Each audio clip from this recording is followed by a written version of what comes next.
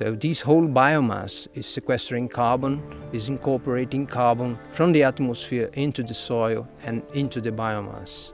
So without that, we have larger emissions, worse global warming scenarios. There is no way of getting back diversity. We only have one shot. Whatever we do here will have consequence for the future.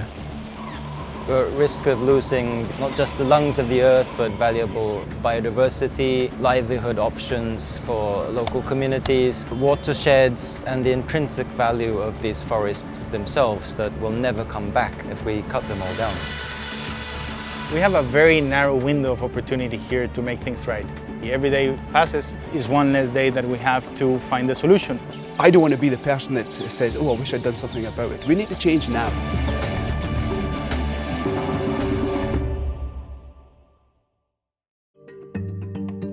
We're here in Indonesia looking at some of the difficulties and issues that are raised when commodities and forests try and mix. Palm oil is a big deal in Indonesia and becoming a big deal in other parts of the world. Oh! Here in Thessaloniki, really we see the epicenter of both paper and palm oil development. Riau produces more palm oil than any other place in the world. Indonesia produces more palm oil than any other country in the world. Here we try to save the last remaining big forest block in the province for the resident elephants. We had 600 25 years ago. Right now we are down to maybe 70 or 80. In 1985, this forest block was still 350,000 hectares of continuous forest. 30 years later, today, we have less than 10% of the original forest block. We need to make sure that this doesn't happen anywhere else, that the rest and remaining forests in Sumatra are safe, that the forests in Borneo and Papua and in all the other countries, they are safe from this kind of destruction that is non-sustainable. So agriculture is critical to economic development, poverty alleviation, feeding the world, but we've got to figure out how to produce commodities sustainably and how to produce them in a way that doesn't destroy our natural resources. So maybe the crucial thing, what you see here, the dark green is the peat, and then comes the big carbon resources here, up to 26 meter deep, the peatlands here, and all packed with carbon. Just imagine 5 years ago this was all forest, just forest. I have seen. Right.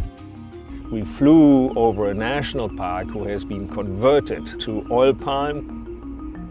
This is the edge of the good forest that is now being encroached, and parcel by parcel is being opened up. We have seen the destruction commodities are causing to some of the last big forest blocks in Indonesia. What's your number one impression when you were on the helicopter yesterday? What was your first thought? Massive deforestation, oil palm after oil palm after oil palm. There's so much of the forest is already gone. Actually, I now realize that from this helicopter, there are so many actors involved in this issue, and I hope IAP can bring those different coalition of the people together. Everybody actually has his or her own interest, but how we can make the platform of coalition of willing people, and I really hope that IAP can provide some kind of solution to this unthinkable problem. We have to do something, and we have to move quite quickly. The companies have been making some fantastic commitments. Governments have been making some pledges at the same time. We need to try and link these two together. That's the strength that the GEF has, is to be able to bring in governments, the agencies, the private sector, finance, other donors, come to the table and all make a combined effort to make this work. The role of the GEF has been tremendous. I think what they've been able to do that perhaps no other organisation can do is get agencies that for various reasons have been working in silos on parallel issues to work together and strive towards a common objective. So we're hugely excited about this new approach. There's a demand for something to be done, and I think the GEF's integrated approach in commodities is a first step. We can work together.